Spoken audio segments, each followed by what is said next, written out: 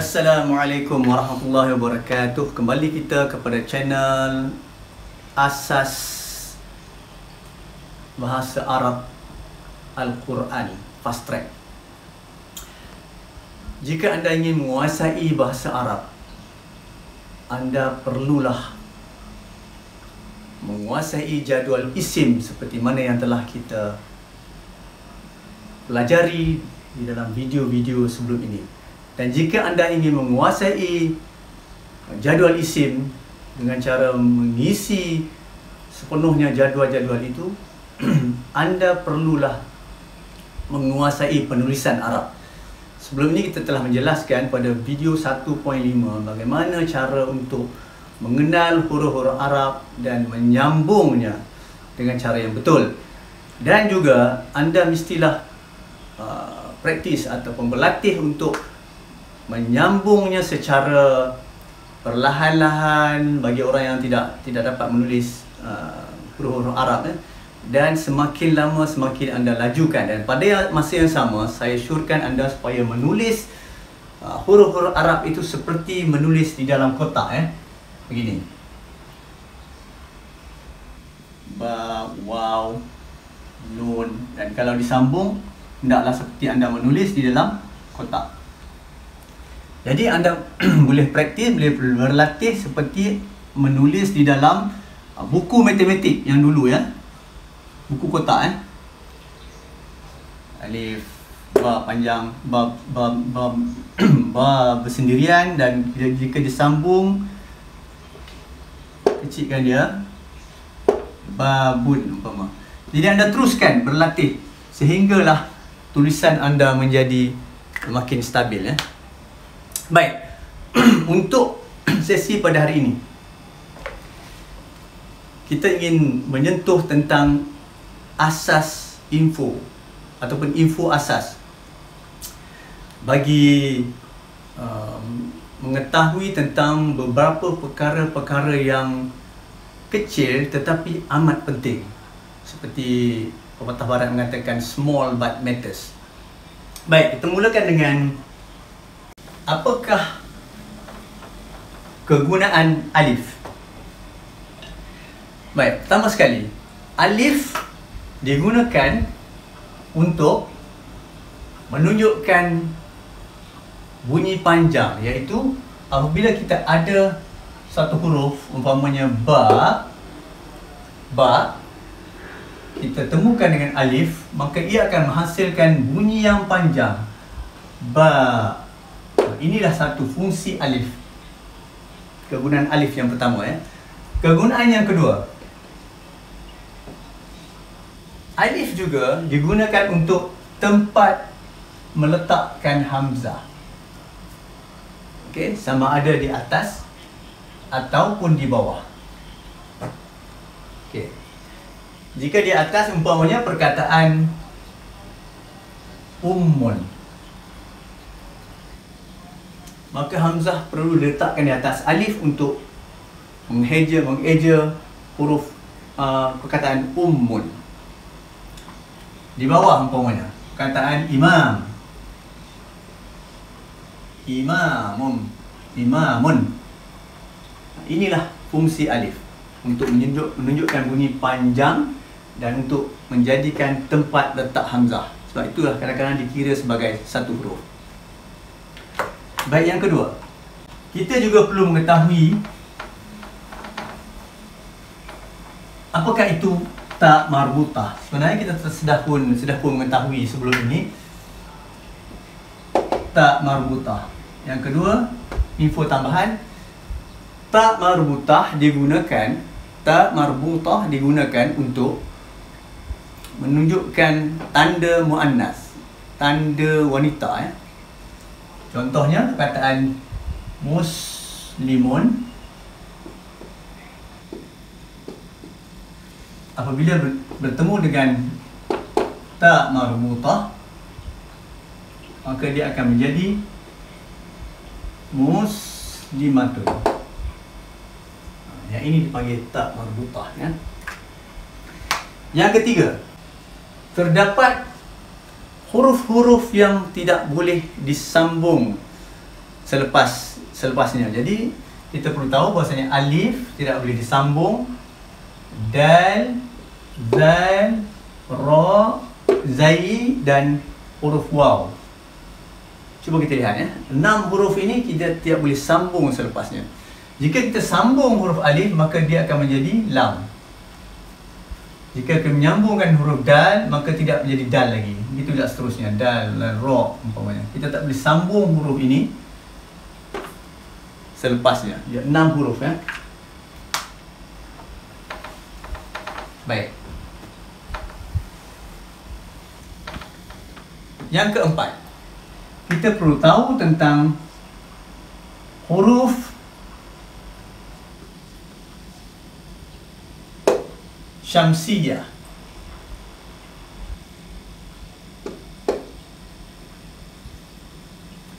Apakah huruf syamsiyah?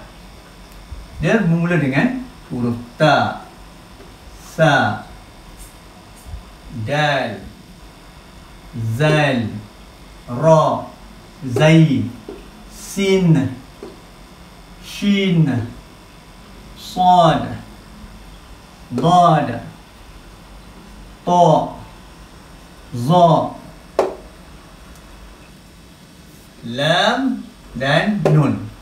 So kesemuanya ada 1, 2, 3, 4, 5, 6, 7, 8, 9, 10, 11, 12, 13, 14 huruf syamsiyah. 14 huruf syamsiyah ini bermaksud apabila anda jumpa dia bertemu dengan alif lam ma'rifah, contohnya perkataan taubah, taubatun. Okey. Maka cara bacaannya ialah alif lam bertemu dengan ta, waw, ba, ta marbutah. Maka kita tidak boleh membaca al taubatu. Kita tidak boleh membaca al taubatu. Apa yang berlaku ialah kita mesti letakkan syaddah di atas ta ini.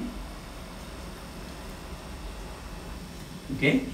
Dan kita baca idgham. Mana lam, bunyi lam ini seolah-olah telah dimasukkan kepada ta. Jadi kita kena baca at-taubatu. At-taubatu. Kenapa dipanggil huruf ta ini huruf syamsiyah, iaitu huruf matahari? Jadi seolah-olah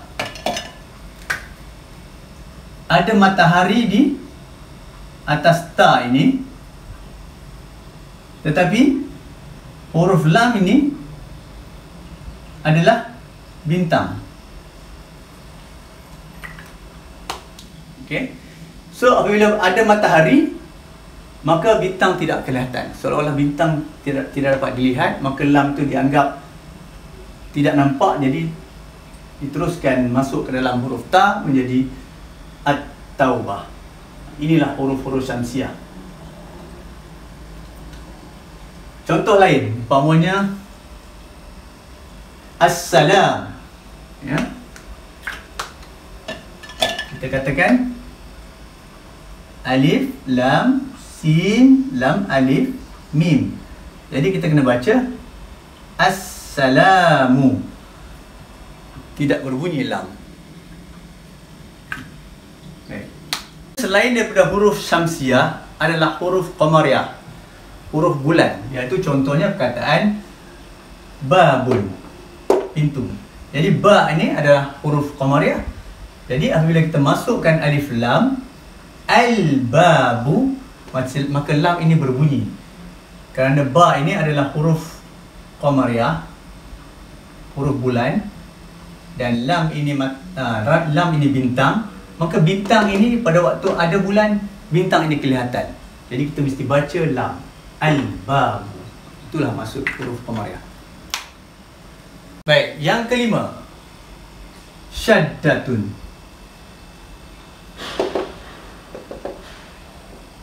Syaddatun ataupun syaddah. Syaddah ini adalah tanda kecil yang begitu, ataupun dipanggil sabdu. Setengah orang panggil sabdu, tapi sebutannya adalah syaddah. Syaddah ini adalah apabila dua huruf bertemu, dua huruf sama yang bertemu. Seperti ini. Al, dan huruf awal itu mati, kemudian huruf kedua itu berbaris. Seperti itu. Al, lama. Jadi, jika beginilah situasinya, maka kedua-dua lam ni akan ditukar menjadi syaddah barisnya, iaitu al-lama. Begitu. Maknanya dia telah mengajar. Lam yang pertama itu telah dimasukkan kepada lam yang kedua, maka dia menjadi tanda syaddah.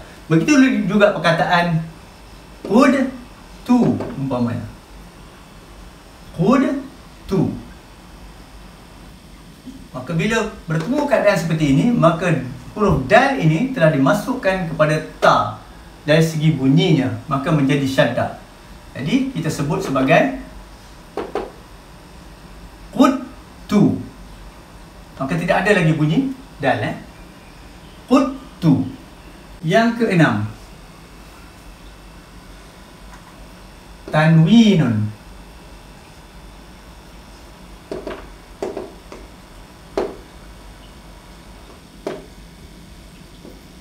Tanwin iaitu tanda-tanda baris dua di hadapan, baris dua di atas, dan baris dua di bawah. Contohnya adalah babun, kemudian baban, kemudian huruf perkataan babin, iaitu pintu. Ini masa rafa', masa nasab, ini masa jar. Ini adalah tanda tanwin yang dipanggil dhammatain. Yang ini yang ini fathatain dan yang ini kasratain. Apabila dia menjadi satu baris seperti al-babu, yang ini dipanggil dhammah. Al-baba, hilang huruf alif selepas baris dua ini. Yang ini dipanggil fathah, yang ini fathatain, dan al-babi, yang ini kasrah. Yang ini kasratain, yang ini kasrah. Baik. Tanwin bermaksud baris dua. Seterusnya yang ketujuh, iaitu hamzah. Hamzatun, iaitu huruf hamzah. Baik, huruf hamzah ini terbagi kepada dua. Pertama dipanggil hamzatul qat'i. Hamzatul qat'i bermakna ini adalah hamzah yang sama ada diduduk berseorangan, ataupun diduduk di atas alif, ataupun diduduk di bawah alif, dan kadang-kadang dia duduk di atas huruf waw ataupun huruf alif maksurah. Yang ini adalah hamzah yang dipanggil hamzatul qat'i. Kenapa dipanggil hamzatul qat'i? Hamzatul qat'i bermaksud hamzah yang dipotong ataupun terpotong. Kerana apabila ada perkataan ummun, seorang ibu yang ada huruf hamzatul qat'i di hadapannya, apabila kita masuk saja alif lam untuk menunjukkan ibu itu ataupun the mother, maka bacaannya ialah terpotong. Al-ummu, ini maksud terpotong.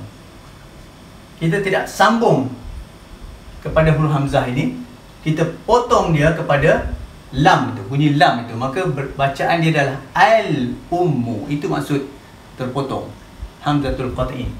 Yang ini. Baik, seterusnya kita tengok hamzah. Hamzah yang satu lagi dipanggil hamzatul wasli. Hamzatul wasli. Sorry, lam saja. Hamzatul wasal. Okey. Hamzatul wasal sebenarnya adalah alif. Tetapi ada tanda wasal di atas. Ada tanda sad separuh di atas.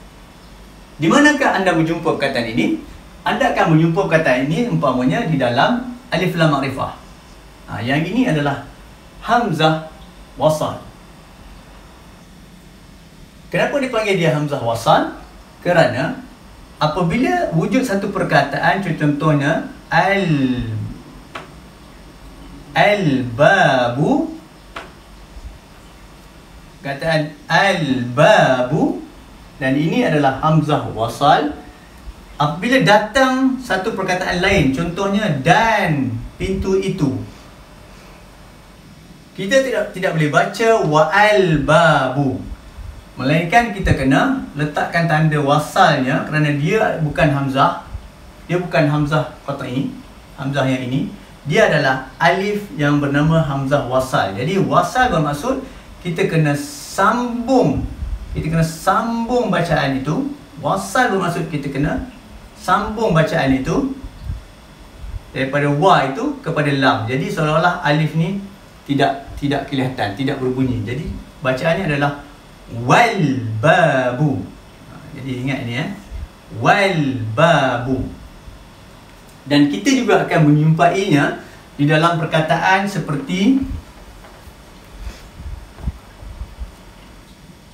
ibnun.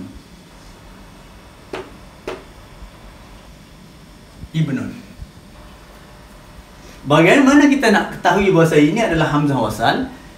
Dia ditulis tanpa hamzah qat'i. Tanpa hamzatul qat'i. Mana tidak ada huruf hamzah di sini. Bermaksud perkataan ini adalah hamzah wasal. Apa berlaku apabila kita katakan dan seorang anak? Ibnun bermaksud seorang anak lelaki. Apa jadi bila kita kata dan seorang anak lelaki? Jadi wabnun. Jadi hilang baris alif tadi. Kenapa ada baris alif itu? Kerana nak menyebut. Kita nak menyebut jika tidak ada waw. Kemudian apabila dimasukkan waw, maka tanda wasal mesti ditulis di atas ini dan dibaca sebagai wabnun. Tidak ada hamzah qat'i, hanya ada hamzah wasal yang bertanda seperti ini di atas alif. Inilah hamzah wasal. Anda akan menjumpai beberapa jumlah perkataan yang ada hamzah wasal seperti ibnun. Okey. Jadi perlulah anda perhatikan bila tidak ada huruf hamzah qat'i itu. Jadi bacaannya berbeza apabila ada huruf atau perkataan yang datang sebelumnya. Maka tanda wasal itu mesti diletakkan di atas. Di dalam Al-Quran anda akan perhatikan banyak tanda-tanda wasal. Jadi bacaannya mesti diteruskan, tidak dipotong. Baik, seterusnya maddah.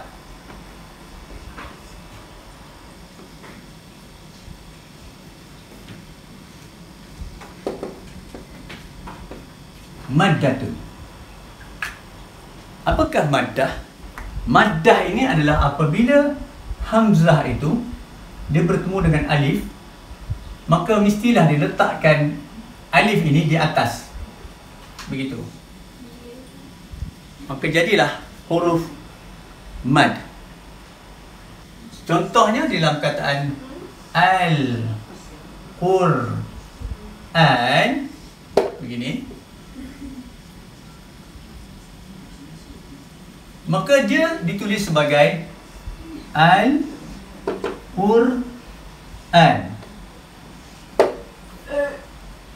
Alif yang kedua ini sudah dinaikkan ke atas hamzatul qat'i itu, maka dibaca sebagai panjang Al-Qur'an.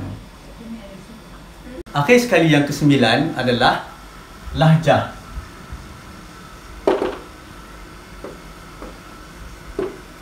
Iaitu sebutan lidah Arab. Bagaimanakah penekanan? penekanan cara sebutan lidah Arab ya. Contohnya perkataan kataba. Pada sebutan huruf kataba tidak ada penekanan yang khusus, melainkan hanya mendata sahaja, iaitu kataba, disebut begitu, kataba.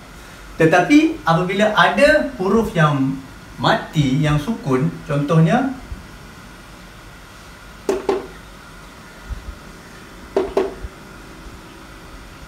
muqatilun.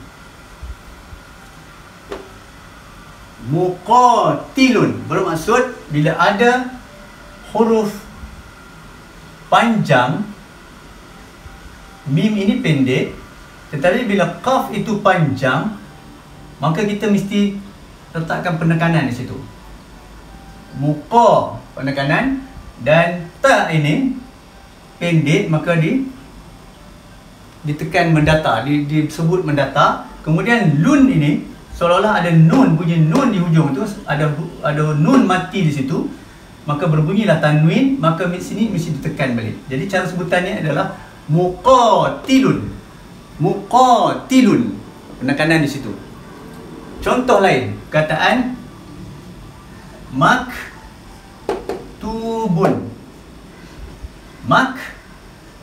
Maktubun. Jadi mim dengan kaf, kaf adalah mati, seolah-olah bunyi panjang, maka kita kena tekan di situ. Mak, dan ta dengan waw ni pun berbunyi panjang sebab ada waw mati, mana mak tu tekan. Kemudian bun ini seolah-olah nun mati pada tanwin ini, maka ada 3 penekanan. Jadi ketiga-tiga ni mesti disebut dengan kuat sedikit. Penekanan lidah itu, lahjah itu kita sebut sebagai maktubun. Maktubun. Jadi begitulah anda berlatih bagaimana untuk menyebut kalimah-kalimah Arab ini dengan bentuk-bentuk penekanan yang sewajarnya. Baik, kita jumpa lagi dalam siri seterusnya, iaitu bahagian 1, asas bahasa Arab Al-Quran detail ya. Assalamualaikum warahmatullahi wabarakatuh.